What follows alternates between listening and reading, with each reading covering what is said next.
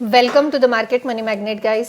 आज यहाँ इस वीडियो में हम बात करने वाले हैं, बहुत सारे बिगनर्स जो है वो या तो बहुत सारे लोगों के ऐसे एजम्पशन प्रिजम्पशंस होते हैं कि बड़ा कैपिटल हो तो ही स्टॉक मार्केट में हम इन्वेस्ट कर सकते हो, चाहे हम लॉन्ग टर्म के लिए ही क्यों ना कर रहे हो। तो आज हम यहाँ इस वीडियो में एक स्मार्ट इन्वेस्टिंग ट्रिक देखेंगे। This is just for the educational purpose. ये मैं आपको यहाँ सिखा रही हूँ कि कम से कम भी अगर आपका प्रॉफिट है तो किस तरह से आप स्टॉक मार्केट में एक स्टेबल पोर्टफोलियो को जनरेट कर सकते हो। ये किसी भी तरह का रिकमेंडेशन नहीं है, कोई भी टिप या ट्रिक या एडवाइजरी नहीं है, ये सिर्फ एक एजुकेशनल पर्पस के लिए वीडियो है। So take it as a educational purpose. अब आपको ऐसे लगता है कि लाखों रुपए अगर आपके पास है तो ही आप प्रॉफिट बना सकते हो स्टॉक मार्केट में, और बहुत सारे लोगों के ये एजम्पशंस हैं, तो ऐसा नहीं है, ये सरासर गलत बात है। अगर मैं आपको बोलूँ कि एक इन्वेस्टमेंट की जर्नी जो आप शुरू करेंगे, आप एक छोटे से छोटे कैपिटल से भी कर सकते हो और स्टिल ग्रो कर सकते हो अपने मनी को स्मार्टली। तो आपको इस पे विश्वास नहीं होगा, क्योंकि ये एक तरह का मिथ ऑलरेडी मार्केट में देखने को मिलता है कि बड़े कैपिटल के साथ ही बड़ा प्रॉफिट जनरेट हो सकता है, पर ऐसा नहीं है। आज यहाँ इस वीडियो में हम स्टडी करने वाले हैं एक छोटे कैपिटल के साथ भी आप जो है स्मार्ट इन्वेस्टमेंट को ग्रो किस तरह से कर सकते हो। सबसे पहले तो रियलिटी चेक। अब रियलिटी चेक में अगर मैं आपको बोलूँ कि small capital instant big profit, ऐसा नहीं होता। ये बिल्कुल भी सरासर गलत बात है। अगर आप सोचेंगे कि हम यहाँ इस वीडियो में देखेंगे कि स्मॉल कैपिटल है और तुरंत इसको बड़ा कैपिटल बिग कैपिटल बनेगा, ऐसा नहीं है। ऐसा कोई भी जादू कभी भी स्टॉक मार्केट में नहीं होता। स्टॉक मार्केट जो है ये लॉन्ग टर्म वेल्थ क्रिएट करने वाला टूल है, ये हम बोल सकते हैं। लेकिन वो कैसे करता है? कंसिस्टेंसी मैटर करती है अमाउंट से ज़्यादा। जी हाँ, आपका प्रॉफिट 10,000 है, 5,000 है, 1 लाख है, 10 लाख है, इससे ज़्यादा आप कितने कंसिस्टेंट हो इन्वेस्टमेंट में लॉन्ग टर्म के लिए, तो ये मैटर करता है आपका लॉन्ग टर्म वेल्थ क्रिएट करने में, ना कि आपका अमाउंट। अब अगर हम फर्स्ट स्ट्रैटेजी की बात करें कि कौन सी स्ट्रैटेजी से हमें जो है long term wealth sustainable create करने में हेल्प हो सकती है, सबसे पहले तो स्टार्ट विथ SIP। अब SIP जो है ये लो रिस्क वाली होती है।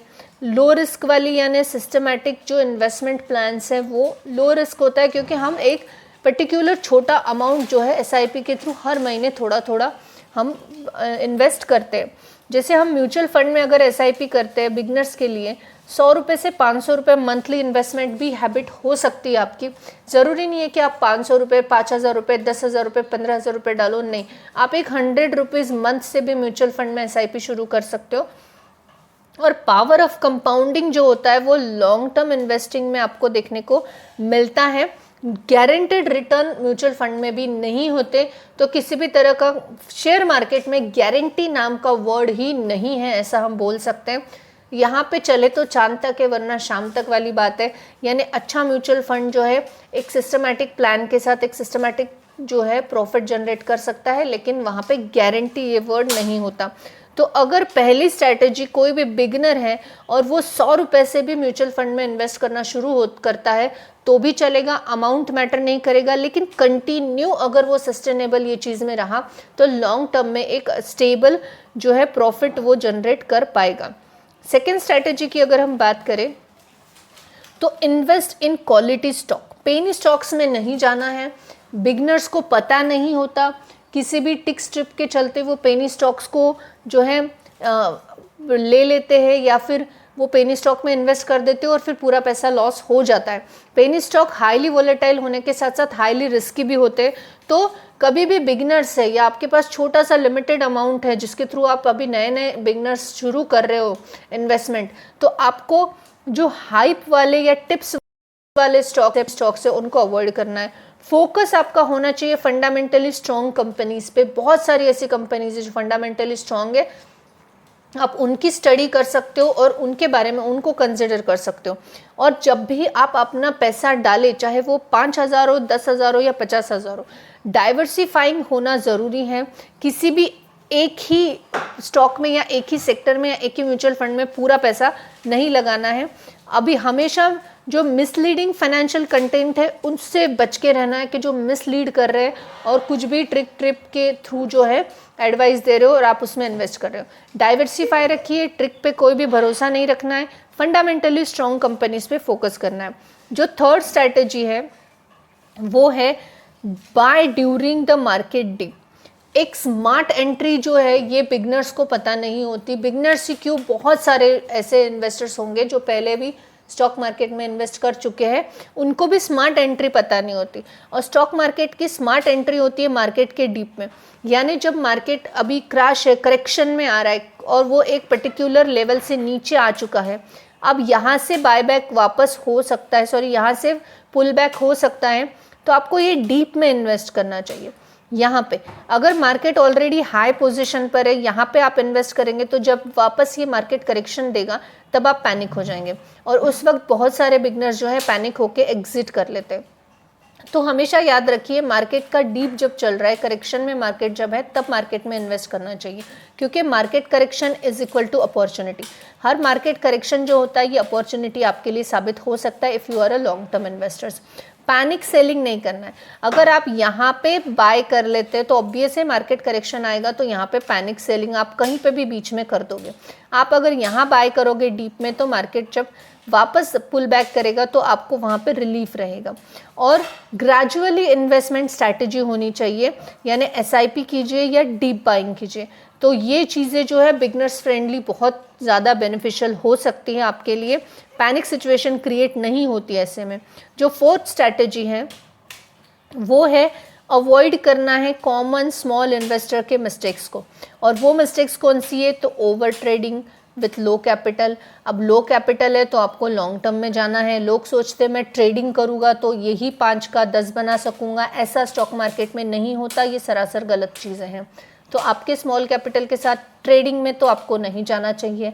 तो ओवर ट्रेडिंग नहीं करना है। सोशल मीडिया के टिप्स को ब्लाइंडली फॉलो नहीं करना है। ब्लाइंडली क्या, फॉलो ही नहीं करना है। सेल्फ रिसर्च कीजिए, खुद एनालाइज कीजिए, खुद स्टडी कीजिए। अगर आपका कोई फाइनेंशियल एडवाइज़र है तो आप उससे कंसल्ट कीजिए और फिर ही कोई भी डिसीजन लेना चाहिए। ब्लाइंडली किसी भी टिप्स पे नहीं जाना चाहिए, चाहे वो यूट्यूब पे आए, चाहे इंस्टाग्राम पे आए, चाहे फिर वो टेलीग्राम पे आए। ये सारे रिस्की आपके साबित हो सकते हैं। Expecting quick profit. Stock market में क्विक प्रॉफिट के चक्कर में आने वाले डूब जाते हैं, सब नुकसान में जाते हैं। तो क्विक प्रॉफिट के चक्कर में नहीं आना है। आप यहाँ पे जितना लॉन्ग टर्म के लिए इन्वेस्ट करेंगे, स्टेबिलिटी से इन्वेस्ट करेंगे, उतना आपका लॉस होने के चांसेस जो हैं ये कंट्रोल में रह सकते हैं।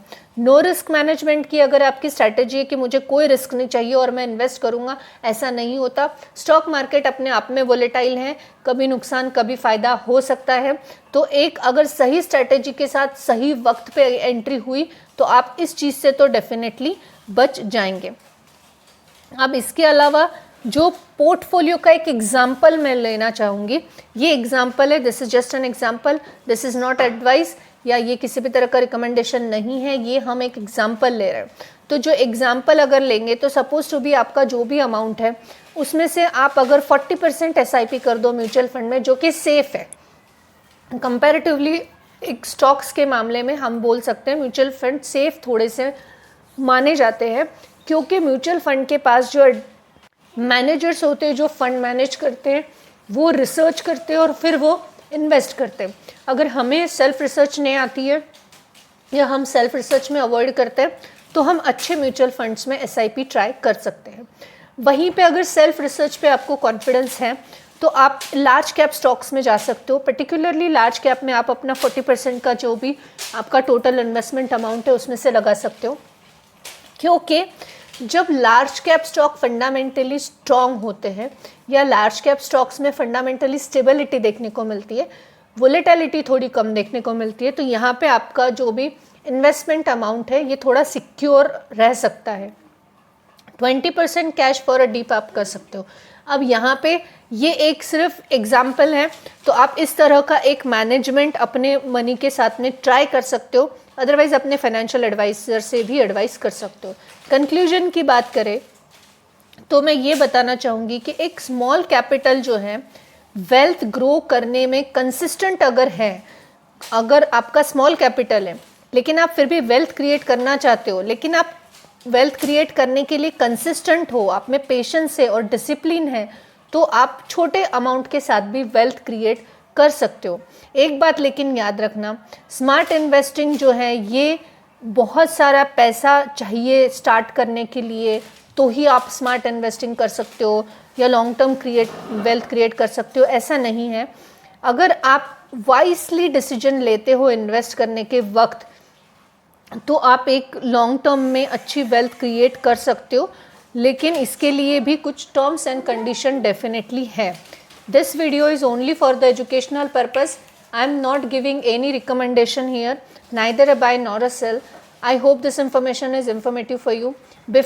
Before investing, you must ask your financial advisor. Thanks for watching.